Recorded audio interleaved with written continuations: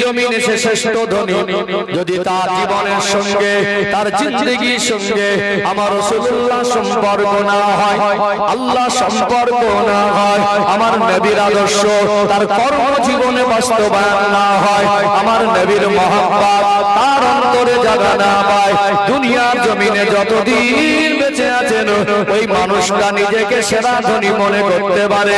দুনিয়ার মানুষ ওই মানুষটাকে সফল মানুষ মনে করলেও মনে রাখবেন ওই জীবনটা মরণের পরে ব্যর্থ জীবন, ওই জীবনের মরণের পরে কঠিন জীবন, ওটা নাকাম জীবন, ওটা সার্থক জীবন নয়। যে জীবনটা জাহান্নামের আগুন থেকে বাঁচার মতো উপযুক্ত জীবন হয়, যে জীবনে নবীর মহব্বত জায়গা পেয়ে যায়, ওই মানুষটা হলো প্রকৃত সফল মানুষ। পৃথিবীতে সে যদি মনে করে আমার চেহারা সব থেকে সুন্দর, সে যদি মনে করে ইসলাম যেহেতু মানুষের ভিতরে উঁচু নিচু, তুমি উঁচু বংশ তুমি নিচু বংশ, এই ভেদাভেদ রাখিনি। ইসলাম যেহেতু মানুষের ভিতরে অহংকার জিনিসটা মিটাতে ইসলাম এসেছে, অহংকার জিনিসটা মিটাতে এসেছে।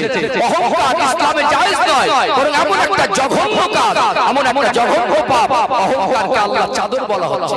অহংকার করলে আল্লাহ তার অপমান অপদস্থ করে। অহংকারের ফল হলো, অহংকারের ফল পতন, অহংকারের ফল পতন। যেই অহংকার করেছে সেই বেইজ্জতি হয়েছে না হয়নি? বেইজ্জতি হয়নি, অহংকার করা যায় না। তারপরে যদি মনে করে পৃথিবীর মধ্যে আমার ক্যাটাগরি আলাদা, আমার বংশ আলাদা, সে যদি মনে করে আমি অনেক টাকার মালিক, আজ গোটা বিশ্বের মধ্যে যে দেশে সবথেকে উন্নত শিক্ষা ব্যবস্থা আছে সেই দেশে গিয়ে যদি ডক্টরেট ডিগ্রি করে, পিএইচডি সার্টিফিকেট করে আনে, তারপরে তার জীবনে যদি রাসূল আদর্শ না থাকে, তার অন্তরে নবীর মহব্বত না থাকে, তার কর্মজীবনে নবীর সুন্নাত বাস্তবায়ন না হয়, তার ভিতরে যদি ঈমান না থাকে, ওই মানুষটা প্রকৃত সফল মানুষদের অন্তর্ভুক্ত হতে পারবে না। একটু উদাহরণ দিয়ে পরিষ্কার হয়ে যাবে। এখানে দুটো পর্ব তুলে ধরি, তাহলে দুটো পার্ট, একটা নেগেটিভ একটা পজিটিভ উদাহরণ দেই, পরিষ্কার হয়ে যাবে ইনশাআল্লাহ। ও ভাইরা, হাওড়া জেলার সোনার মানিক যুবকেরা, আব্বার মায়েরা, আমি আমার ধর্মীয় দৃষ্টিকোণ থেকে বলছি, এই কথাটা অন্য ধর্মাবলম্বীদের কাছে কিছুটা নেগেটিভ মনে হতে পারে, কেননা আমরা আখিরাতে বিশ্বাসী। এই জন্য আমাদের দুনিয়া জীবনের থেকে আখিরাতের জীবনকে আমরা প্রাধান্য বেশি দেই। বলুন তো আখিরাতের জীবন আছে না নেই? যে আখিরাতকে বিশ্বাস করে না, যার হিসাব দিতে হবে, যে বিশ্বাস করে না, যার আখিরাতের জীবনে তার কর্মজীবনের উপরে নির্ভর করছে জান্নাত আর জাহান্নাম, আমার এই কথার উদাহরণটা তার কাছে কিছুই না মনে হতে পারে, কিন্তু আমি যেহেতু ঈমানের শিক্ষার কথা বলছি, ঈমান দ্বারা শ্রেষ্ঠ নবীর উম্মতের জন্য এটা বড় শিক্ষার প্ল্যাটফর্ম। বুঝতে পারছেন না? আমরা ঈমানে মুফাসসাল পড়েছি, আমানতু বিল্লাহি, ঈমান এনেছি আল্লাহর উপরে, ওয়া মালাইকাতিহি, ফেরেশতা সমূহের উপরে, ওয়া কুতুবিহি, আল্লাহর আসমানি কিতাব সমূহের উপরে, ওয়া রাসূলিহি, আল্লাহ দয়াময় যে নবী রাসূলদের পাঠিয়েছিলেন ওই নবী রাসূলদের উপরে, আল ইয়াউমিল আখিরে, আখিরাতের উপরে, আখিরাতের জীবন আছে না নেই, আল কদরি খাইরিহি ওয়া শাররিহি, তাকদীরের উপরে, ভালো মন্দ যা আল্লাহর তরফ থেকে হয়, আল্লাহ সিবাদাল মাউত, মরণের পরে আল্লাহ পুনরায় আবার একটা জায়গায় কবর জগতে আলামে বারজাকি জীবনে কিছুদিন ডাকবেন, কিয়ামত হয়ে যাবার পরে আল্লাহ আবার পুনরায় সবাইকে উঠাবেন, হিসাব নিকাশ করবেন। এই মরণের পরে আল্লাহ আবার হিসাব করবেন, আল্লাহ আবার আমাদেরকে উঠাবেন। এই বিশ্বাস যদি না করেন আপনি ঈমানদার হতে পারবেন না। এই কটা জিনিসের উপরে বিশ্বাস যদি না থাকে তাহলে সে ব্যক্তি ঈমানদার নয়। আল্লাহর উপরে আমানতু বিল্লাহি, আল্লাহর উপরে, ওয়া মালাইকাতিহি, ফেরেশতাদের উপরে, ওয়া কুতুবিহি, আসমানি কিতাব সমূহের উপরে, ওয়া রাসূলিহি, নবী রাসূলদের উপরে, আল ইয়াউমিল আখির, আখিরাতের উপরে, আল কদরি খাইরিহি ওয়া শাররিহি, তাকদীরের উপরে, এবং মিনাল্লাহি তাআলা আল বাসি বাদাল মাউত, মরণের পরে আবার জীবিত হওয়া, আল্লাহ হিসাব নেবেন। এই কটা জিনিসের উপরে বিশ্বাস যদি কেউ না রাখে, একটাকে বাদ দেয়, সে সে ঈমানদার হতে পারবে না। আমাদের দুনিয়ার জীবনটা হলো তুচ্ছ, অস্থায়ী, ক্ষণস্থায়ী, মেহমান খানার মতো আছে। দো দিন কা মেহমান খানা, রব কে বুলানে সে সব কুছ ছোড় কে জানা পড়েগা। যেটা আমার মনে করছে বাড়িটা আসল বাড়ি না, ওটা ভাড়া বাড়ির মতো। যদিও নিজে কষ্ট করে করে নিজের মনে হয়, কিন্তু চোখ বন্ধ হয়ে গেলে ওই নিজের ঘরে আর থাকার পজিশন থাকে না। যাদেরকে আপন মনে করি, যাদেরকে নিজের মনে করি, যারা আমাদের নিজের আন্তরিক সম্পর্ক, রক্তের সম্পর্ক, আমাদের সন্তানগুলো বাবার লাশটাকে 24 ঘন্টা ঘরে রাখতে পারে না। পারে কি? মন চাইলেও রাখা যায় না। তাহলে আমাদের দুনিয়াটা হলো পরীক্ষার জায়গা। কিসের জায়গা? দুনিয়াটা হলো পরীক্ষার জায়গা। সোনার মানিক যুবকেরা, আব্বা না মায়েরা, আলোচনার লাইন আমি ভুলে যাইনি। গুছিয়ে কথা বলতে পছন্দ করে আমার আলোচনার ভিতরে বিষয় ভিত্তিক আলোচনা করে আমি অভ্যস্ত। যেটা বলতে চাইছিলাম, আল্লাহ দয়াময় আমার আপনার নবীকে মানুষ জাতির জন্য সব থেকে শ্রেষ্ঠ নিয়ামত করেছে। নবীর সঙ্গে যদি সম্পর্ক না হয়, ওর গাড়ি আর বাড়ি, ওর চাকরি আর ডিগ্রি, ওর রাজত্ব আর নেতৃত্ব, ওর মাল আর সম্পদ, ওর বংশ পরিচয় আর ওর নিজের ব্যক্তি পরিচয় মরণের পরে এক পয়সা উপকারে আসবে না। চলুন দুটো দৃষ্টান্ত তুলে ধরি। বলছিলাম না নেগেটিভ পজিটিভ দুটো দৃষ্টান্ত ধরবো। একটু একটু ব্যাকে গেলাম যাতে বিষয়টা ক্লিয়ার হয়। আমি একটু গুছিয়ে কথা বলবো। এই দুনিয়ার জমিনে আল্লাহ যুগ যুগ ধরে লক্ষাধিক নবী রাসূল পয়গম্বর আলাইহিস সালাম দিগকে আমার আল্লাহ পাঠিয়েছেন না পাঠায় নাই? পাঠিয়েছেন না? যে জামানায় যে নবীকে পাঠিয়েছেন, সেই জামানায় সেই নবীকে যে মেনে নিয়েছেন সে হলো সৌভাগ্যবান। নবীর কথা মেনে যে ঈমানদার হয়েছেন, আল্লাহকে রব বলে মেনে আল্লাহ এবং নবীর কথা তার আমলে জিন্দেগিতে বাস্তবায়ন করেছেন, সে হলো সৌভাগ্যবান। না হলে আল্লাহর আসমানের নিচে জমিনের উপরে বহু বড় হতভাগা দুর্ভাগ্যের জীবন। চলো একটু ক্লিয়ার করি। আল্লাহ দয়াময় যে সময় হযরত নবী ইব্রাহিম আলাইহিস সালামকে এই দুনিয়া জমিনে পাঠিয়েছিলেন, সেই সময় একটা জালেম বাদশা ছিল যার নাম হলো নমরুদ। নাম শুনেছেন? নমরুদ ক্ষমতা পেয়ে, রাজত্ব পেয়ে, পদ পেয়ে, মান সম্পদ পেয়ে অহংকারী হয়ে গেল। নমরুদ বলল আমি আল্লাহর সঙ্গে যুদ্ধ করব। কত বড় নাদান, বুঝতে পারছেন? কত বড় অপদার্থ, কত বড় নির্বোধ। বান্দার সঙ্গে আল্লাহর কোনদিন যুদ্ধ হয়? সৃষ্টি আর স্রষ্টা, আসমান আর জমিন পার্থক্য কোথায়? তুলনা করলেই বেঈমান। আল্লাহর সঙ্গে কারোর কোনো তুলনা হয় না। নাদান অপদার্থ কিছু ক্ষমতা পেলে রাজত্ব দেন কে? রাজত্ব দেন কে? সম্মান, ইজ্জত, অর্থ দেন কে? আল্লাহ। আমার কথা না, চলুন একটা আয়াত তুলে ধরে।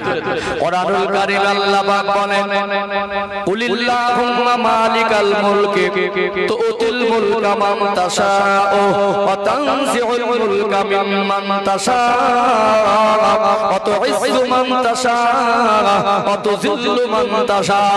ও ভাইরা বাবাজেরা, আল্লাহ পাক জানিয়ে দেন, কুলিল্লাহুম্মা মালিকাল মুলকে তুতিল মুলকা মান তাশা। আমার হাবিব আপনি বলে দেন, আল্লাহ হলো সর্বভৌম শক্তির অধিকারী। আল্লাহ যাকে ইচ্ছা করেন তাকে রাজত্ব দেন, আল্লাহ যাকে ইচ্ছা করেন তার রাজত্বটা ছিনিয়ে নেন। আল্লাহ যাকে ইচ্ছা করেন তাকে ইজ্জত দেন, আল্লাহ যাকে ইচ্ছা করেন তাকে বেইজ্জতি করেন। দুনিয়ায় ক্ষমতা পেয়ে অহংকার করে মানুষ বেশি দিন টিকে থাকতে পারেনি। ক্ষমতা পেয়ে মনে করে আমি সব, কিন্তু সর্বভৌম শক্তির অধিকারী কে? সবাই বলেন কে? তামাম কায়নাতের স্রষ্টা তিনি কে? আল্লাহ পাক যাকে ধরেন তার পালাবার আর কোনো রাস্তা থাকে না।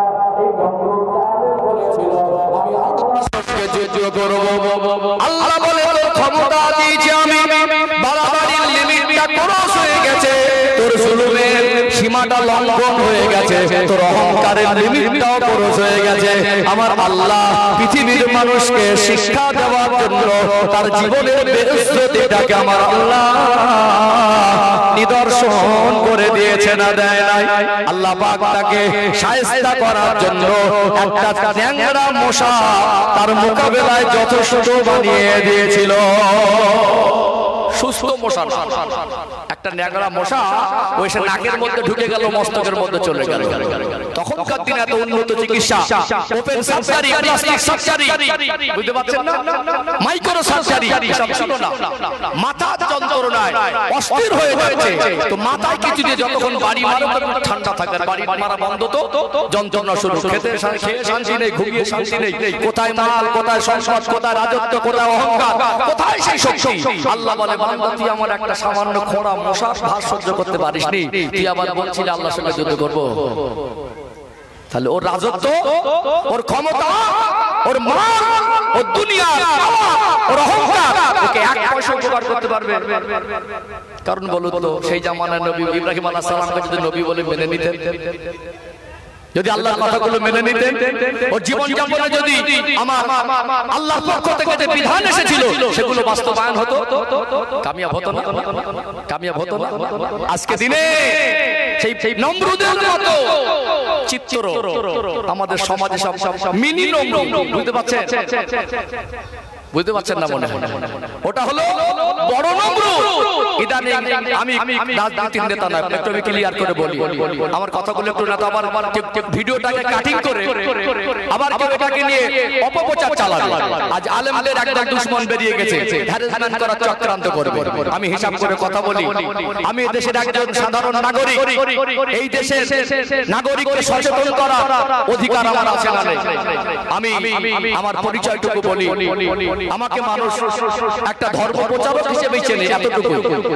আমি যতটুকু ধর্মীয় জ্ঞান অর্জন করেছি সেটা আমি দেশের কাছে, মানুষের কাছে আমি নির্দ্বিধায় মার্জিত ভাষায়, আমি সুন্দর সহজ সরল সাবলীল ভাষায় মানুষকে আমি দ্বীনের কথা পৌঁছাই, সামাজিক কথা বলি, দেশের শান্তির কথা বলি, সম্প্রীতির কথা বলি, সোশ্যাল কাজ, মানুষের পাশে থাকার কথা বলি। আমরা জাতি ধর্ম বর্ণ নির্বিশেষে আমরা সম্প্রীতিকে নিয়ে চলতে চাই, সেই কথাগুলো আমি বলি। আমার বহু বক্তব্য, ভাইরাল বক্তব্য সোশ্যাল মিডিয়া আছে না নেই?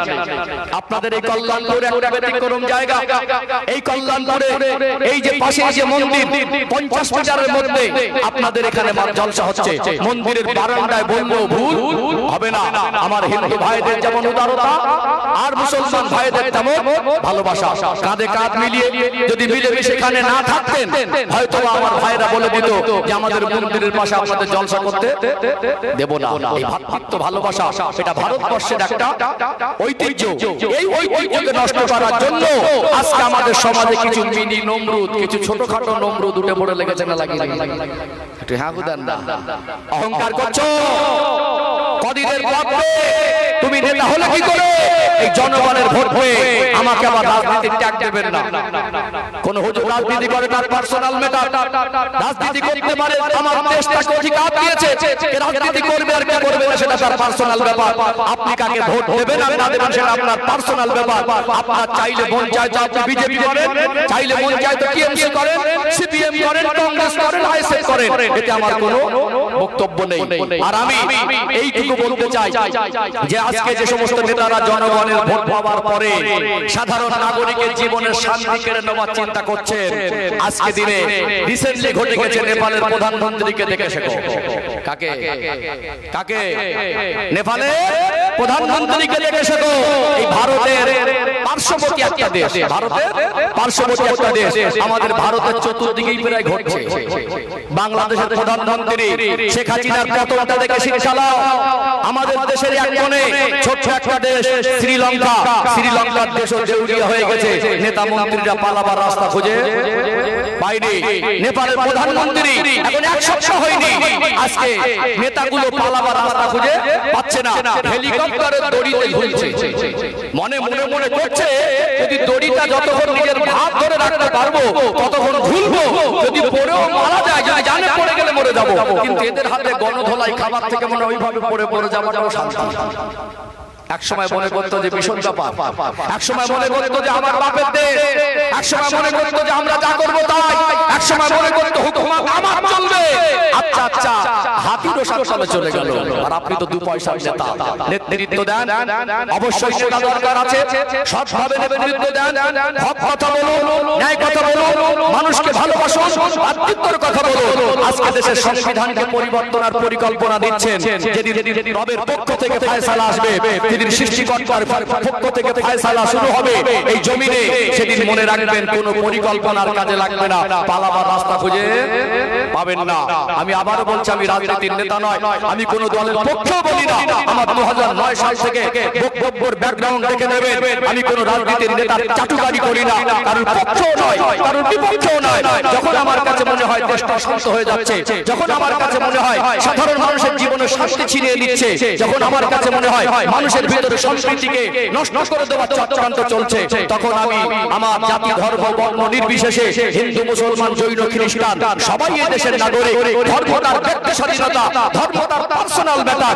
আমরা মানুষ হিসাবে ছোট থেকে জন্মগ্রহণ করেছি, যেভাবে কাঁধে কাঁধ মিলিয়ে হিন্দু মুসলমান মিলেমিশে চলেছি, আগামী দিনে চলবো ইনশাআল্লাহ। যদি এই সংস্কৃতিতে হাত হাতে আসো, আমি তখন প্রতিবাদ করব, অধিকার আমার আছে না? আছে না? সাবধান করে দিলাম, নমরুদ মিনি নমরুদ হচ্ছে হও, কিন্তু আল্লাহর পক্ষ থেকে যখন ফয়সালা আসবে না, মনে করছো ভীষণ ব্যাপার, সিকিউরিটি আছে, মনে করছো ভীষণ ব্যাপার, আমার চেয়ার আছে, পদ আছে। নমরুদকে আল্লাহ সাইজ করেছিল একটা খোঁড়া মশা দিয়ে, সুস্থ না। বুঝতে পারছেন না? তবে আজকে দিনে দুঃখজনক একটা ব্যাপার, বাংলার পরিবেশে রাজনীতির প্ল্যাটফর্ম অত্যন্ত একটা জঘন্য মাত্রায় পৌঁছে গেছে, জঘন্য পর্যায়ে পৌঁছে গেছে। এই এক নেতা আর এক নেতার দুশমন, এক নেতা আর এক নেতাকে গালি দেয়, এক নেতা আর এক নেতার নামে মানে বিভিন্ন রকম মামলা করে, এক নেতা আর এক নেতার সঙ্গে বিভিন্ন রকম প্রতিদ্বন্দ্বিতা জড়ায়। রাজনৈতিক প্ল্যাটফর্ম থেকে সব যার ব্যক্তিগত জীবনে চলে যাচ্ছে না, আর এই সাধারণ মানুষদের মধ্যে ভাগাভাগি করার চক্রান্ত করছে। মেদিনীপুরের এক কলঙ্ক আছে, জাতির কলঙ্ক। মেদিনীপুরের এক জাতির কলঙ্ক আছে, তার মুখে ভাতৃত্বের কথা নেই, তার মুখে ভাতৃত্বের কথা নেই, তার মুখে সম্প্রীতির কথা নেই, তার মুখে ভালোবাসার কথা নেই। একটা সময় এক দলে ছিল, তখন যাদেরই গান গেয়েছিল, আজকে দল পাল্টে আবার উল্টো গান গাচ্ছে। কথা ঠিক বলছি না ভুল বলছি? নিরীহ সাধারণ খেটে খাওয়া মানুষ, বহু মানুষ দেখবেন গ্রামে সরকারি প্রকল্প থেকে বঞ্চিত আছে না নেই? আছে না নেই? ভালো করে সার্ভে করে দেখো, যাদের হক সরকারি অনুদান প্রাপ্য, যাদের হক ছিল তারা পায়নি, বিভিন্ন রকম কত পয়সাওয়ালা মানুষ, ধনী মানুষ তাদের হক মেরে খেয়ে বসে আছে। আছে না নেই? আছে না? সাধারণ নিরীহ মানুষ কাঁধে কাঁধ মিলিয়ে চলছে। কেন হিন্দু মুসলমানের ভিতরে ফাটল ধরাচ্ছে? কেন জাতির ভিতরে ঐক্য নষ্ট করছেন? এদের সবার কারণ বাবা পৈতৃক সম্পত্তি নয়, আমরা এদেশের নাগরিক, কাঁধে কাঁধ মিলিয়ে আমরা চলছি, আর আগামী দিনে চলবো ইনশাআল্লাহ। আমি মাঝে মাঝে বলি, গতবারে যখন আমার এই বক্তব্যটা মন্দিরের বারান্দায় জলসা বলে ভাইরাল হয়েছিল, গোটা পশ্চিম বাংলার মানুষ দেখেছে। গোটা পশ্চিম বাংলার মানুষ জাতি ধর্ম বর্ণ নির্বিশেষে তারা সবাই বলেছে, না এই সংস্কৃতির বাংলা, এই ঐতিহ্যটা থাকা দরকার আছে না? আছে না? আমি এই কল্যাণপুর, আবারও বলি, জায়গাটার নামই কল্যাণ, জায়গাটার নাম কল্যাণপুর। আর আমি এই গ্রামবাসীর জন্য, জাতি ধর্ম বর্ণ নির্বিশেষে সকলের জন্য, হিন্দু মুসলমান সবার জন্য সৃষ্টিকর্তার কাছে আমি দোয়া চাই, এই কল্যাণপুরের মানুষ যেভাবে মিলেমিশে আছে, আজকে যেভাবে আপনারা আছেন, পরবর্তী জন্ম আপনার ছেলেরা নাতি পোতারা যেন সেইভাবে মিলেমিশে থাকতে চায়, থাকতে পারে, এই দোয়া করি, এই কামনা করি। আর যারা এই সংস্কৃতিকে নষ্ট করতে চায়, তাদেরকে আল্লাহ যেন নমরুদের মতো বেইজ্জতি করে আল্লাহর কাছে এই কামনা করি। আলোচনা কষ্ট পাচ্ছেন নাকি? অসুবিধা হচ্ছে? কথাগুলো বাস্তব না বাস্তব?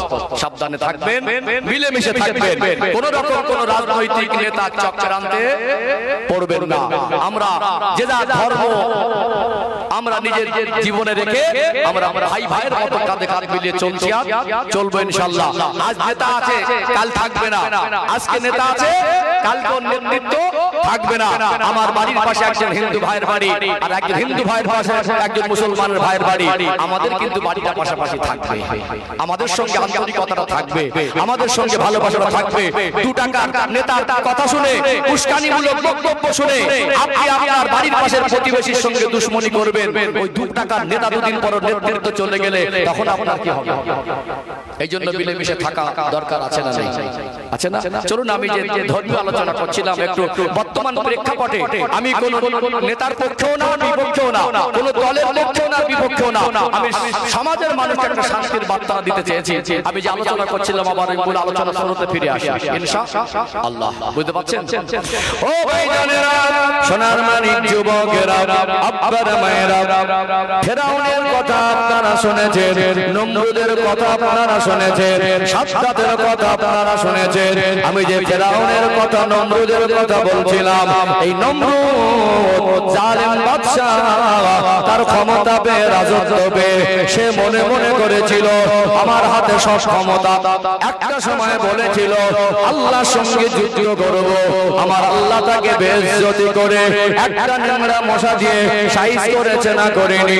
বলুন তো দেখি, দুনিয়ায় মানুষ যদি কিছু টাকা পয়সা রোজগার করে, ব্যবসা করে, চাকরি করে, রাজত্ব করে, নেতৃত্ব করে, অনেক টাকার মালিক হয়, ওই মানুষটা মনে করে সফল হয়েছে, ওটা প্রকৃত সফলতা নয়। একটা মানুষ যদি মনে করে অবৈধ পন্থায় অনেকের হারাম মাল জড়ো করে আজকে সমাজের ধনী হিসাবে পরিচয় লাভ করে, ওই মানুষটা জীবনে যদি স্বচ্ছতা না থাকে, ওর অন্তরে নবীর মহব্বত যদি না থাকে, ওই মানুষটা যদি নবীর আদর্শিত না হয়, আল্লাহর কথা মেনে না চলে, ওর জীবনটা সফলতার জীবন নয়। দুনিয়ায় ওর মাল সম্পদ যতই অর্জন করো, ওই মানুষটা মারা যাবার পরে না হয় কবরস্থানে আর না হয় শ্মশানে, না হয় কবরস্থানে আর না হয় শ্মশানে। মাল সম্পদ, রাজত্ব, নেতৃত্ব, চাকরি, ডিগ্রি, এগুলো আমাদের জীবনের মূল সফলতা নয়। সফলতা হলো আল্লাহর রিযাবন্দি হাসিল করা, সফলতা হলো ঈমানকে স্বচ্ছ করা, সফলতা হলো আল্লাহর পক্ষ থেকে মানুষ জাতির জন্য যে শ্রেষ্ঠ নবীকে পাঠিয়েছেন, ওই নবীর মহব্বত অন্তরে জায়গা দিয়ে নবীর আদর্শকে নিজের আমালে জিন্দেগিতে বাস্তবায়ন করা। এর বাইরে সফলতা নেই। কিছু মানুষ মনে করবেন হুজুর তাহলে কি চাকরির বিরুদ্ধে বলছে, কিছু মানুষ মনে করবেন হুজুর তাহলে কি নেতৃত্বের বিরুদ্ধে বলছে, কিছু মানুষ মনে করবেন আমরা ব্যবসা করে ধনী হচ্ছি, তাহলে হুজুর কি ধনীদের বিরুদ্ধে বলছেন না। আমি ওটা বোঝাতে চাই না, আমি বোঝাতে চাইছি দুনিয়ায় বেঁচে থাকতে গেলে নেতা দরকার আছে, একজন চাকরিজীবী মাস্টার দরকার আছে, একজন চিকিৎসক ডক্টর দরকার আছে। আমার একটা ভাই, সে রাষ্ট্রপতি হোক, সে প্রধানমন্ত্রী হোক, সে এমএলএ হোক, এমপি হোক, দরকার আছে না? আছে না? আমরা হিন্দু, মুসলমান, জৈন, খ্রিস্টান মিলেমিশে চলি, সব ধর্মের মানুষ নেতৃত্ব দিই, আছে না? স্বচ্ছ নেতা হিসাবে আমরা অনেক সময় একজন হিন্দু ভাই ভোট দাঁড়ালে মুসলমান হিসেবে ভোট দেই, আবার অনেক সময় একজন মুসলমান ভাই ভোট দাঁড়ালে হিন্দু ভাইরা ভোট দেয়। আমরা স্বচ্ছ নেতাকে আমরা নির্বাচন করি, কথা ঠিক না বেঠিক? স্বচ্ছ নেতাকে আমরা বেছে নেই। অর্থাৎ এগুলো আমাদের জীবন যাপনের দরকার আছে, তবে নেতৃত্বটা রাসূলুল্লাহর আদর্শ অনুযায়ী হবে। বুঝতে পারছেন না? বিচারটা রাসূলুল্লাহ দেখিয়ে দেওয়া পথ অনুযায়ী হোক, ক্ষমতাটা রাসূলুল্লাহ যেভাবে মানুষের ভালো কাজে ব্যবহার করেছে, অন্যায় কুৎখাতের জন্য ব্যবহার করেছে, ন্যায়ের পক্ষে দাঁড়িয়েছে, আপনার ভিতরে রাসূলুল্লাহর আদর্শ থাক, ওই নেতৃত্বটাও আল্লাহ জান্নাতে পৌঁছে দেবে। জোরে বলুন। কথা মনে বুঝতে পারছেন না? আপনি ব্যবসা করবেন না কেন? ব্যবসা করো, স্বচ্ছভাবে ব্যবসা করো, ব্যবসায়ী জীবনে যেন রাসূলুল্লাহর আদর্শটা আপনার ভিতরে থাকে, রাসূলুল্লাহর কথাটা আপনার ভিতরে থাকে। আমার নবীর কথা মতো হালাল পন্থায় ব্যবসা করেন, হালাল জিনিসে ব্যবসা করেন, সমাজের জন্য যে বস্তুগুলো ক্ষতি, এই ব্যবসা আপনি করেন না। বুঝতে পারছেন না? যে জিনিস মানুষের শারীরিক ক্ষতি পৌঁছায়, সামাজিক ক্ষতি পৌঁছায়, অর্থনৈতিক ক্ষতি পৌঁছায়, ক্ষতিকারক বস্তুগুলো মানুষের জন্য যা অকল্যাণ, সেগুলোকে আল্লাহ সব হারাম করেছেন। সেই হারাম জিনিস থেকে বর্জন করেন। যদি ব্যবসা করতে হয় মদের ব্যবসা না করে, যদি ব্যবসা করতে হয় হিরোইনের ব্যবসা না করে, যদি ব্যবসা করতে হয় গাঁজার ব্যবসা না করে, একটা ভালো মুদিখানার দোকান। বুঝতে পারছেন না? একটা মুদিখানার দোকান দেন, একটা ঔষধের দোকান দেন, আপনি মানুষকে ভালো পরিষেবা দেন, একটা সবজির দোকান দেন, এখন মানুষের ঘর বাড়ি বিল্ডিং বালাখানা করছে, আপনি একটা বিল্ডার্সের দোকান দেন, তাহলে ব্যবসায়ী হতে গেলে ব্যবসার ভিতরে স্বচ্ছতার হালাল ব্যবসা, এটা আমার নবীর আদর্শ, এটা আমার নবীর শিক্ষা যদি আপনার জীবনে থাকে, এই ব্যবসা করাটাও ইবাদতের মধ্যে গণ্য হবে। আমি কেন বিরুদ্ধে বলবো, আমি কেন বিরোধী করব? আপনি ব্যবসা করেন, কোটিপতি হন, ধনী হন, ছেলেকে লেখাপড়া শেখান, মেয়েকে লেখাপড়া শেখান, চাকরি করান, ওটা তো আমার কাছে করবে, আমি তো বলবো ওটা আমার একটা ভাই, গর্ববোধ হবে না? আমি যদি অসুস্থ হয়ে আমার একটা ভাই কাছে চিকিৎসা নিতে যাই, এই গ্রামের একটা ছেলে যদি এমবিবিএস ডক্টর হয়, এই গ্রামে একটা মানুষ অসুস্থ হলে অন্য ডক্টরের কাছে মন খুলে যতটা কথা না বলতে পারবে, রোগের কথা, কষ্টের কথা, নিজের ভাইপো যদি হয়, নিজের গ্রামবাসী যদি হয়, নিজের গ্রামের সন্তান যদি হয়, মন খুলে দুটো কথা বলতে পারবে না? কি মনে হয়? বলতে পারবে। ও ভাইজানেরা, সোনার মানিক যুবকেরা, আব্বার মায়েরা, আল্লাহ দয়াময় আমার আপনার নবী, দয়ার নবী, মায়ের নবীকে আমার আল্লাহ মানুষ জাতির জন্য শ্রেষ্ঠ নিয়ামত করেছেন। কোরআনুল কারীম আল্লাহ পাক 28 নম্বর পারা সূরা হাশরের মধ্যে জানিয়ে দিলেন, ওমা আতাকুমুর রাসূলু ফাখুযুহু ওয়া নাহাকুম আনহু ফান্তাহু। আমার নবী যেটা তোমাদেরকে আদেশ করেন ওটাকে তোমরা মেনে নাও। ওমা নাহাকুম আনহু ফান্তাহু। আমার নবী যেটা নিষেধ করেন ওটাকে তোমরা বর্জন করে দাও। আমার রাসূলুল্লাহর আদেশ আর নিষেধ মানাটাকে আল্লাহ দয়াময় শরীয়তের মধ্যে শামিল করে দিয়েছে।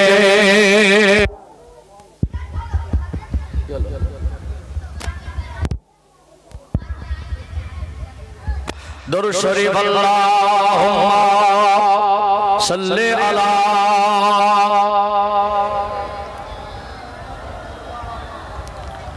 ওয়া আলা আলি সাইয়্যিদিনা। ও ভাইজানেরা, সোনার মানিক যুবকেরা, আব্বার মায়েরা, কেননা অর্থ বিরোধী ইসলামও নয়, অর্থ বিরোধী আমার নবীও নয়। আমার নবী যদি অর্থ বিরোধী হতেন, জিন্নুরাইন হযরত উসমান গনি রাদিয়াল্লাহু আনহুকে তিনি জামাই করতেন না। আল্লাহ নবীর জামাতা জিন্নুরাইন হযরত উসমান গনি রাদিয়াল্লাহু আনহুকে আল্লাহ পাক এত বেশি মাল সম্পদ দিয়েছিলেন, তখন কোন সময় মক্কা মদিনার অন্যতম ধনী। আপনার কাছে কত টাকা আছে, আপনি কত টাকার মালিক, আজকে দিনে বাজার মূল্য অনুযায়ী আপনার কাছে 2 কোটি 4 কোটি থাকতে পারে, কিন্তু উসমান রাদিয়াল্লাহু আনহু তখনকার সময়ের একটা অন্যতম কোটিপতি।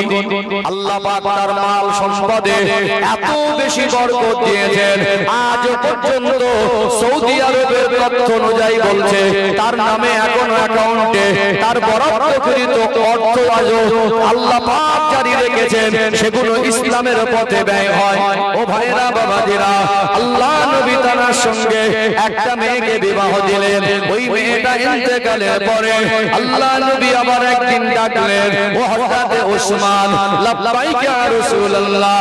ও বাবা উসমান, আমি রাসূলুল্লাহ আপনাকে অনেক বেশি ভালোবাসি, আপনি হলেন আমার জামাতা।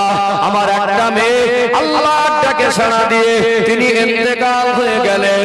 ও হযরত উসমান, আমার আর একটা মেয়ে আছে, আমি রাসূলুল্লাহর মনটা চাইছে এই মেয়েটাকে আমি উসমানের সঙ্গে বিবাহ দেব, তুমি কি আমার ওই মেয়েটাকে বিবাহ করবে? আল্লাহর নবীর পূর্ণিমা চাঁদের মতো চমকানো চেহারার দিকে তাকালেন। ইয়া রাসূলুল্লাহ, ইয়া হাবিবাল্লাহ, আমার মা বাবা আপনার কদমে কুরবান হয়ে যাক। ইয়া রাসূলুল্লাহ, ইয়া হাবিবাল্লাহ, হুজুর আমার বেয়াদবি মাফ করুন, আপনি আল্লাহর প্রিয় হাবিব, আমি আমার জানের থেকে আপনাকে বেশি ভালোবাসি। আপনার সঙ্গে পারিবারিক সম্পর্কে আবদ্ধ হওয়া, আপনার জামাতা হওয়া, এটা তো স্বপ্নের মতো একটা সৌভাগ্যের।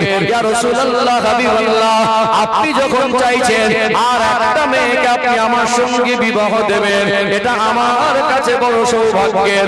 আল্লাহর প্রিয় হাবিবের প্রস্তাবটাকে তো আমি ফিরিয়ে দিতে পারি না। ধনী ছিলেন। কি ছিলেন? ধনী ছিলেন। আল্লাহ নবী তিনি ছিলেন রাহমাতাল লিল আলামিন, দয়ার নবী। আমার নবী নিজে গরীব জীবন বেঁচে নিয়েছিলেন, কিন্তু অর্থ বিরোধী ছিলেন না। কেন বেঁচে নিয়েছিলেন এটা একটু ব্যাখ্যা দেব। আর আলী রাদিয়াল্লাহু আনহুকে কেন জামাই করেছিলেন সেটাও ব্যাখ্যা দেব। যেহেতু উসমান রাদিয়াল্লাহু আনহু একটা জামাই যখন তখনকার দিনের কোটিপতি, আর একটা জামাই আর্থিক দিক থেকে দুর্বল ছিলেন, নবী আমার কেন একটাকে ধনী করলেন একটাকে গরীব করলেন? এখানে একটু ক্লিয়ার করা দরকার আছে না নেই? যেহেতু আমার নবী হলেন রাহমাতাল লিল আলামিন, আল্লাহ পাক আমার আপনার নবী দয়ার নবী মায়ের নবীকে আল্লাহ এত মহব্বত উম্মতের জন্য তার অন্তরে দিয়েছিলেন। আমার রাসূলুল্লাহর মহব্বত যারা করতেন তাদেরকে আমার নবী ভালোবাসতেন। আমার নবীকে যারা দুশমনি করতেন আমার নবী তাদেরকেও ভালোবাসতেন। ভালোবাসার মানুষেরও ক্ষতি চাইতেন না, আর রাসূলুল্লাহ দুশমনদেরও ক্ষতি চাইতেন না। আল্লাহ পাক আমার আপনার নবীকে রহমত স্বরূপ করে প্রেরণ করেছিলেন। ভালোবাসার মানুষেরও ক্ষতি চাইতেন না, আর দুশমনেরও। আমাদের দুশমনি হয়ে গেলে, ওর ক্ষতি হয়ে গেলে, ও বিপদে পড়ে গেলে আমরা হাসি আর আনন্দ করি, মনে করি প্রতিশোধ তো ডাইরেক্ট নিতে পারিনি, ওর কষ্ট থেকে আমাদের আনন্দ হয়। আমার রাসূল মানুষের কষ্টটাই সহ্য করতে পারতেন না। কথা বলতে পারছেন না? একজন গরীব মানুষ আল্লাহ নবীর কাছে এসে হাজিরা দিলেন, আমার রাসূলুল্লাহকে সালাম দিলেন, আসসালামু আলাইকা ইয়া রাসূলুল্লাহ, আসসালামু আলাইকা ইয়া হাবিবাল্লাহ। হুজুর আমি একজন মানুষ, আমি অসহায়তার মধ্য থেকে দিন অতিবাহিত করে বিপদে মুসিবতে পড়লেই যে মানুষের কাছে হাত পাততে হবে এই অভ্যাসে আমি অভ্যস্ত না। যতক্ষণ আমি চেষ্টা করে দেখি আল্লাহর কাছে সাহায্য চাই, আল্লাহর কাছে পানা চাই, আল্লাহর কাছে বিপদ মুক্তির জন্য দোয়া চাই, তথাপিও মানুষের কাছে কখনো বিপদে মুসিবতে ভাই ভাইয়ের পাশে দাঁড়াতে হয় কি হয় না? হয় না? ভাই ভাইয়ের পাশে দাঁড়াতে হয়, এটা জায়েজ। আমি অসুবিধা আছে ভাই, আমাকে 10,000 টাকা ধার দেন, আমার ওয়াইফ এক্ষুনি বা আমার মা বা আমার ভাই বা আমার সন্তান অসুস্থ, এক্ষুনি চিকিৎসার জন্য প্রয়োজন পড়েছে। আল্লাহর কাছে বললাম আল্লাহ আমার এই বিপদটাকে সহজ করে দেন, আল্লাহ আমার এই মুসিবত থেকে মুক্তি দেন, চাইলাম। তারপরও চিকিৎসা পদ্ধতি জায়েজ, চিকিৎসা পদ্ধতি দিতে হবে। তাহলে আমার হয়তো এক্ষুনি ব্যবসা খারাপ, কোনো একজন বন্ধু বান্ধব বললাম 10,000 টাকা দাও, এটা চাওয়া যাবে, চাওয়া যাবে না, পরে দিয়ে দিলাম। তাহলে মানুষের কাছে হাত পেতে তিনি অভ্যস্ত না, হক করে হাত পাততেন না। আর যদিও পেতে না দিত, কারোর কাছে কিছু চাইলো, বললো ভাই দিতে পারবো নাকি, নেই, ফিরিয়ে দিলে যে আত্মমর্যাদা আঘাত লাগতো যে আমাকে ফিরিয়ে দিল, এইটা ওই মানুষটা সহ্য হতো। আল্লাহ নবীর কাছে এসে বললেন ইয়া রাসূলুল্লাহ হাবিবাল্লাহ, আমি মানুষের কাছ থেকে চেয়ে অভ্যস্ত না, চাইতে আমার বড় লজ্জা করে, আর চাইতে যত না বেশি লজ্জা করে, যদি চেয়ে না পাই, যদি ফিরিয়ে দেয়, লজ্জা থেকে আমার তখন বেশি মনে কষ্ট হয়। আজ বড় অসহায়তার মধ্যে আছি, মনে মনে হলো কার কাছে গিয়ে একটু সাহায্য চাইব, কার কাছে গিয়ে একটু সাহায্য পাবো। মনে মনে হলো গোটা মদিনার অলি গলিতে গিয়ে, বাড়ি বাড়িতে গিয়ে যদি হাত পেতে যায়, সবাই আমায় ফিরিয়ে দিতে পারে। নূর নবী, দয়ার নবী, মায়ার নবী, আমি তার আদর্শ দেখেছি। তিনি এত মানব দরদী, তিনি মানুষকে এত ভালোবাসেন, তিনি মানুষকে এত মানুষের প্রতি দয়াশীল। তার কাছে গেলে আমার বিশ্বাস ফেরাবে না। ইয়া রাসূলুল্লাহ, ইয়া হাবিবাল্লাহ, হুজুর আপনার কাছে এসেছি, আপনি আমাকে কিছু সাহায্য করেন। আল্লাহর নবী হুজুর আমার এমন দয়ার শরীর ছিল, রাসূলুল্লাহর ওই পবিত্র হৃদয়ে আল্লাহ এত বেশি মায়া দিয়েছিলেন, তিনি দুদিন যদি অনাহারে থাকতেন, আর তার দরবারে যদি হাদিয়া স্বরূপ 2 পিস রুটিটাও এসে যেত, আর ওই সময় একজন ক্ষুধার্ত ব্যক্তি যদি আমার রাসূলুল্লাহর কাছে হাত পেতে বলতেন ইয়া রাসূলুল্লাহ আমি ক্ষুধার্ত, আমাকে কিছু দেন, আল্লাহ নবী যে 2 দিনের অনাহারে রয়েছেন, ওই মানুষটাকে মুখ ফুটে বলতে বলতেন না, একবার মুচকি হাসি দিয়ে হাসি মুখে ওই খাবারটা নিয়ে ওই অসহায় ব্যক্তিকে দিয়ে দিতে। বলেন না, আমাদের যদি দুদিন না খাওয়া হয় আর দুদিন পরে হাতে দুটো রুটি আসে আর ওই সময় যদি কেউ চায় আমরা দেবো? তুই চাচ্ছিস তোর থেকে আমি বড় ফকির, তুই যা অসহায় তোর থেকে আমি বড় অসহায়, আমি দুদিন না খেয়ে আছি, তুই এখন যা মাথা খারাপ করিস অন্য সময় দেখা যাবে। বুঝতে পারছেন না? থাকলে তো আমার কাছেই নেই। কিন্তু আল্লাহ রাসূল এত মানব দরদি ছিলেন, কেমন রহমত ছিলেন দেখুন, মানুষকে কত বেশি ভালোবাসতেন নবী আমার। তিনি বলতেন না যে আমি দুদিন অনাহার, একবার মুস্কে হাসতেন, আমার রাসূলুল্লাহর ওই নূরানি চেহারা দেখে মানুষের ক্ষুধার জ্বালাটাও নিবারণ হয়ে যেত। জোরে বলো, এত সুন্দর চেহারা আল্লাহ দিয়েছিলেন। আমার রাসূল হাসলে রাসূলুল্লাহ দাঁত মোবারক থেকে যে জ্যোতি বের হতো মুখটার থেকে বেশি জ্যোতিময় ছিল। জোরে বলো, দূর থেকে রাসূলুল্লাহর ওই মুস্কে হাসিটা দেখলে মনে হতো যে মুক্তার দানাগুলো জ্বলছে। জোরে বলবেন না? এখানে আমাদের আদর্শ, যেহেতু আমি আয়াত পড়েছিলাম, আমাদের কানা লাকুম ফি রাসূলিল্লাহি উসওয়াতুন হাসানাহ, আমার হাবিবের মধ্যে রয়েছে তোমাদের জন্য উত্তম আদর্শ। নবীর আদর্শে আমাদের যদি হাসতে হয় তো নবীর আদর্শ নিয়ে হাসতে হবে। কিছু মানুষ আছে অতিরিক্ত হাসি, অতিরিক্ত একটু কখনো হাসি মজাক করা, ভালো সাবলীল ভাষায় নিজের পরিবারের সঙ্গে স্বামী স্ত্রী বা নিজের ভাই বোনের সঙ্গে এক জায়গায় বসে একটু হাসি মজাক করা, সেখানে অশ্লীলতা নেই, বেহায়াপনা নেই, এই শালীন ভাষায় কথা বলতে বলতে একটু হাসি মজাক করা, এটা ইসলামের মধ্যে একটা সুন্নাত। জোরে বলুন সুবহানাল্লাহ। কিন্তু আজকে দিনে সেটা লিমিট ক্রস হয়ে গেছে। মোবাইল খুললে এমন এমন ডিজিটাল হাসি, সেই হাসি দেখে দেখে আমাদের ঘরের ভাবিরা, বৌমায়েরা, মেয়েরা, চাচিমারা, খালামারা এরা আবার নকল করে ফেলেছে। কি বেশি হাসলে, অতিরিক্ত বেশি হাসলে দিল মুর্দা হয়ে যায়। অতিরিক্ত বেশি হাসলে, আজকে চিকিৎসা বিজ্ঞান বলছে একটু হাসি খুশি, একটু বিনোদন দরকার আছে, থাকলে আপনার স্মৃতি শক্তিটা ঠিকঠাক থাকে। কিন্তু হাসিটা যেন অতিরিক্ত মাত্রায় না হয়, এটা ইসলামের আদেশ। কিন্তু আজকে দিনে আমাদের ঘরের মায়েরা, মেয়েরা খিলখিল করে হাসে না, হায়া লজ্জা কমে গেছে।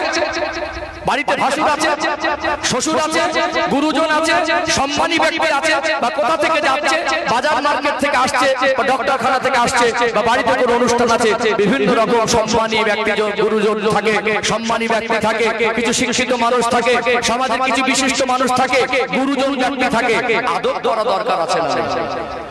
আমাদের ঘরের মা বোনদের ভিতরে এই আদব জিনিসটা আস্তে আস্তে কমে যাচ্ছে।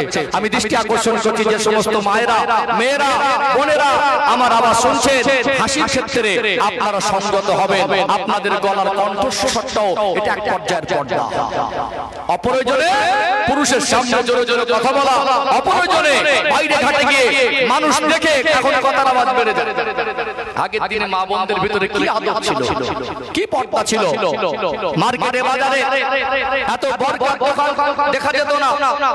অনলাইনে, ফ্লিপকার্টে, অ্যামাজনে, আপনার মেশোতে অনলাইন প্ল্যাটফর্মগুলো আছে কেনা বেচা, সেই সব জায়গাতে এত উন্নত মানের চিকচাক বরকা কিনতে পাওয়া যেত না। মার্কেটে গিয়ে এত চিকচাক বরকা ঝোলানো চোখে পড়তো না। একটা কাপড় ছেঁড়া আর একটা ভালো মতো, ওই কাপড়টা তালি দিয়ে বাড়ি পড়ে, যেটা ভালো মতো আছে, একটু অসুস্থ হলে ডক্টরখানা যেতে গেলে ওটাই পড়ে যায়। কোনো বিপদ মুসিবতে পড়ে কারোর বাড়ি গেলে প্রয়োজনে সেটা পড়ে যায়, ডক্টরখানায় গেলে ওটা পড়ে যায়, মায়ের বাড়ি গেলে ওটা পড়ে যায়। যদি কোনো আত্মীয় স্বজনের বিবাহ হয়, একটু স্বামীর কাছে আবদার করলে একটা কাপড় হলে ভালো হয়। দিল তো দিল, না দিল তো ম্যানেজ করে দিল। ওই কাপড়ে বরকা ছিল না, এত দামি দামি ওড়না ছিল না, এমন ভাবে শরীর ঢেকে চলেছে, মা বোনদের পরিচয় টুকু গ্রামের মানুষ জানতো না। কি জানতো? বাইরে থেকে, রাস্তা থেকে যাচ্ছে, এটা কাদের বৌমা, এটা কার মা, এটা কার মেয়ে, এত সহজে মানুষ চিনতো না। এখন আমাদের এলাকায়, আপনার এলাকায় কিছু কিছু চাচি, ভাবি, বৌমা, মেয়ে যারা বিখ্যাত, এত বেশি শরীর খুলে চলে, গ্রামের মানুষ সব এক কথায় চেনে। বরকাটা পড়ছে সেটাও ফ্যাশন, বরকাটা পড়ছে সেটাও ফ্যাশন। মনে রাখবেন, বরকা পরা ফরজ নয়, পর্দা করা ফরজ। বরকা ছাড়াও যদি কোনো কাপড়ে শরীরটাকে আদবের সঙ্গে ঢাকতে পারে, ওটাই তো পর্দা। নামে বরকা পড়ছেন, সেটা স্কিন টাইট। বরকা পড়ছেন, চুল খুলে দিচ্ছেন। বরকা পড়ছেন, শরীরের অঙ্গ স্ত্রীদের সঙ্গে বরকাটা স্কিন টাইট এসে আছে, ওটা তো বরকা পরা হলো, পর্দা করা হলো না। বরকাও পরে, মেকআপও করে, ঠোঁট লালও করে, আবার মানুষের সামনে জোরে জোরে কথাও বলে। এখন সব ডিজিটাল পর্দা হচ্ছে। ইসলাম ওই পর্দার শিক্ষা দেয়নি। মা বোনদের বলি, বাইরে ঘাটে যখন যাবেন আপনারা পর্দার সঙ্গে যাবেন। স্বামীদেরকে বলে দেই, স্ত্রীদের যখন সাথে করে নিয়ে যাবেন পর্দার সঙ্গে নিয়ে যাবেন। আপনি বাবা, আল্লাহ আপনাকে সন্তান দিয়েছেন, দুটো মেয়ে সন্তান, ওই মেয়ে দুটো আপনার কাছে আমানত। অবশ্যই স্কুল কলেজে যাবে।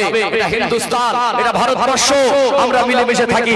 যতটুকু চেষ্টা করা যায় মেয়েদেরকে আদবে মানুষ করা, আদবের শিক্ষা দেবেন, শিষ্টাচার শিক্ষা দেবেন, সুন্নাতের শিক্ষা দেবেন, ইসলামের শিক্ষা দেবেন। আমাদের ঘরের মা বোনদের ভিতরে কি আসবে? আদব আসবে। হাসির যে কথা বলছিলাম, হাসিটা লিমিট ক্রস হয়নি, কি মনে হয়? হাসির লিমিট ক্রস হয়নি। আল্লাহ দয়াময় কোরআনুল কারীমে বলেন, ফালিয়াদহাকু কালিলা ওয়ালিয়াবকু কাসীরা। তোমরা কাঁদো বেশি, হাসো কম, কাঁদো বেশি, হাসো কম। কেননা অতিরিক্ত মাত্রায় হাসলে, অতিরিক্ত মাত্রায় হাসাহাসি করলে আপনার দিলটা মুদ্রা হয়ে যাবে। কাঁদনেওয়ালাকে জাহান্নামের ভয় কাঁদবে, আযাবে জাহান্নামকে স্মরণ করে কাঁদবেন, আল্লাহর ভয় কাঁদবেন, ফুলসিরাতের ভয় কাঁদবেন, কবরের ভয় কাঁদবেন, হাসরের ভয় কাঁদবেন। ওই কান্না দুই ফোঁটা চোখের পানিটা আমার আপনার জন্য আল্লাহ দয়াময় নাজাতের ওসিলা করে দেবে। জোরে বলুন না। এখন ছেলেরা বলছে নাকি নাটক সিনেমা দেখে সব কাঁদছে। নাটক সিনেমা অভিনয় দেখে কাঁদছে, বুঝতে পারছেন না? বাপ পড়ে গিয়েছিল, সেদিন চোখে পানি আসে, নাটক দেখে কাঁদছে। তাহলে ঈমান বেড়ে গেল না কমে গেল? ঈমান কি বাড়লো না কমলো? ঈমান দুর্বল হয়ে গেল না? রাগ করছেন নাকি আমার আলোচনায়? কষ্ট পাচ্ছেন নাকি? কথাগুলো বাস্তব বলছি না বাস্তব বলছি? এগুলো আল্লাহ আমাদের সাবধানতা অবলম্বন করে বেশি বেশি কবরের কথা স্মরণ করে জীবনকে পবিত্র করা, আমার নবীর সুন্নাতকে আমাদের জিন্দেগিতে বাস্তবায়ন করা তৌফিক দান করেন। বলেন আল্লাহুম্মা আমিন। তার নবীর হাসির কথা বলছিলাম, মনে আছে? আমার রাসূলের হাসির কথা বলছিলাম।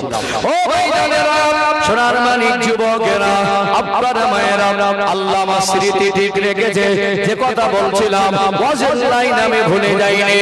ওই অসহায় মানুষ আমার নবীর কাছে এসে বললেন, হুজুর মদিনার বাড়ি বাড়ি গিয়ে যদি আমি হাত পাতি সবাই আমায় ফিরিয়ে দিতে পারে, আপনি আল্লাহর প্রিয় হাবিব, আপনি রাহমাতুল লিল আলামিন, আপনি তো আমায় ফেরাবেন না, এটা আমার বিশ্বাস। হুজুর তোমাকে আপনি কিছু দেন। আল্লাহ নবীর কাছে যদি কিছু আসতো আর দুদিন যদি অনাহারে থাকতেন, নবী তাকে ফিরিয়ে দিতেন না। আল্লাহ নবী একবার মুস্কি হাসি দিয়ে খুশি মনে বলতেন, নিয়ে যান। এটা ছিল আমার নবীর একটা আদর্শ। জোরে বলুন সুবহানাল্লাহ। একটা মুস্কি হাসি দিতেন। অনেক সময় দেয় তো রাগ করে দেয়। কি করে দেয়? রাগ করে। দেখবেন ভাগাভাগি হচ্ছে, একটু কম হয়ে গেছে, আমার একটু দে, এই আমি খাবো না, বলে না সব তুই খা, সব তুই খা। অনেকে রাগ করে দেয়, মন খারাপ করে দেয়, চেয়েছে বলে একটু রেগে গেছে, দিয়েছে মান সম্মানে পড়ে, কিন্তু মনের মধ্যে কষ্ট, মানুষের মনে কষ্টটাও থাকতো না। একবার মুস্কি হাসি দিয়ে বলতেন, এটা নিয়ে যান। ওই মানুষটা আসার পরে আমার রাসূলুল্লাহর কাছে চাইলেন, নবী আমার চেহারাটা মলিন করে নিলেন। আর আজকে একটা মানুষ এত আশা ভরসা নিয়ে এসেছে, তার মনের এই চিন্তা, মদিনার বাড়ি বাড়ি গিয়ে চাইলে সবাই ফিরত দিলে নবী আমায় ফেরাবেন না। আজকে আমার কাছে তো দেওয়ার মতো কিছু নেই। এই মুহূর্তে যদি আমি বলে দেই আমার কাছে দেওয়ার মতো কিছু নেই, ওই মানুষটা কষ্ট বেশি পাবে না কম পাবে? নবী আমার কিছুক্ষণের জন্য বাকরুদ্ধ হয়ে কথাবার্তা বন্ধ করে মাথাটা হ্যাঁ করে চেহারা মোবারকটা একটু মলিন হয়ে গেল। ওই মানুষটা আমার আপনার নবীর পূর্ণিমা চাঁদের মতো চমকানো চেহারার দিকে তাকিয়ে ভাবতে লাগলেন, আল্লাহ নবীর কাছে চেয়েছি বলে হয়তো মন খারাপ, কিন্তু না না, এটা আমার নবীর আদর্শ নয়।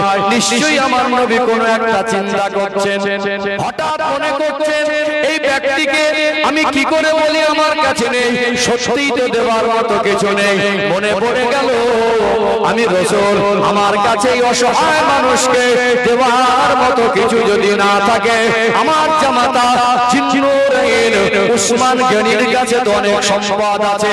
আমার রাসূলুল্লাহ চেহারা মোবারক মাথাটা তুলে বললেন, ও বাবা মন খারাপ করো না, আমি রাসূলুল্লাহ আমার কাছে যদি কিছু থাকতো সত্যি তোমায় ফিরাতাম না, তবে এমন একটা সময় তুমি হাত পেতেছো, আমার কাছে দেওয়ার মতো কিছু নেই, তবে আমার নেই তো কি হয়েছে, আমার জামাতা জিন্নুরাইন উসমান গনির কাছে আছে, আপনি যান এতটুকু গিয়ে বলবেন আল্লাহ নবী আমায় পাঠিয়েছেন, আমার নাম নিয়ে বলার সাথে সাথে আমার বিশ্বাস আমার জামাই আপনাকে এতটা সাহায্য করবে, আপনার অভাব আর দরকারটা পূরণ হয়ে যাবে। জোরে বলেন না। তাহলে যে নবীর কাছে ছিল না, আমার রাসূলের কাছে ছিল না, জামাইয়ের কাছে ছিল। তাহলে এই গ্রামে একটা মানুষ সত্যিকারে যদি গরিব হয়, আমার কাছে না থাকলে এই গ্রামে যদি দুটো চাকরিজীবী থাকে, এই গ্রামে একটা ওস্তাদ থাকে, একটা বড় ব্যবসায়ী থাকে, একটা মুদিখানা দোকানদার থাকে, একটা ডক্টর থাকে, একটা নেতা থাকে, একজন ধনী থাকে, একজন বড় চাষী থাকে, তার মাল সম্পদের অভাব নেই, আমার কাছে একটা গরিব মানুষ হাত পাতবে, আমার গ্রামের মানুষ, আমার প্রতিবেশী, আমি তাকে সাহায্য করতে না পারলেও ওই ধনী মানুষের কাছে সাহায্য পাবে কি পাবে না? পাবে না। তাহলে হিংসা করবো কেন? আমি তো একটা এতিম বাচ্চা, বাবা চলে গেছে, মা অসুস্থ, তার বিবাহের দায়িত্বটা নিতে পারবো না, পারবো কি? একজন গরিব মানুষ দিন আনা দিন খাওয়া একটা এতিম বাচ্চার বিবাহের খরচ দিতে পারবে? এই যে সংসারই চলে না। তাহলে গ্রামে যদি চারটে ধনী থাকে, 4-10কে 40,000, আমার কওমকে যদি আল্লাহ পয়সা দেয় আমি কেন হিংসা করবো? এই জলসাটা হলো, এই নবী নিবাসটা দিলেন, আমার কমিটি ভাইদের খাটাখাটনি আছে না নেই? আছে না? আল্লাহর কাছে দোয়া করি আল্লাহ আমার প্রত্যেকটা কমিটি ভাইকে দ্বীনের খেদমতের জন্য কবুল করেন, আল্লাহ এদের সম্মান ইজ্জত বাড়িয়ে দেন, আল্লাহ এদের প্রত্যেককে আমার নবীর প্রিয় উম্মতের অন্তর্ভুক্ত করে নেন, আল্লাহ এদেরকে দুনিয়া আখিরাতে সাজা বদলা দান করেন, বলেন আল্লাহুম্মা আমিন। অনেক জায়গায় ফাংশন হয়, আর আমাদের কল্যাণপুরের ভাইরা আলহামদুলিল্লাহ নবী দিবস, অনেক জায়গায় খেলা হয়, বিভিন্ন অনুষ্ঠানকে কেন্দ্র করে খেলা হয়, আলহামদুলিল্লাহ আমার ভাইরা এই মাহফিল দিয়েছেন, আল্লাহ এই সাজা বদলা এই গ্রামবাসীর উপরে বর্ষণ করেন, কারণ আজকে মাহফিল থেকে দোয়া হবে, দুনিয়া যারা বেঁচে আছেন তাদের জন্য হবে, যারা চলে গেলেন তাদের জন্য হবে।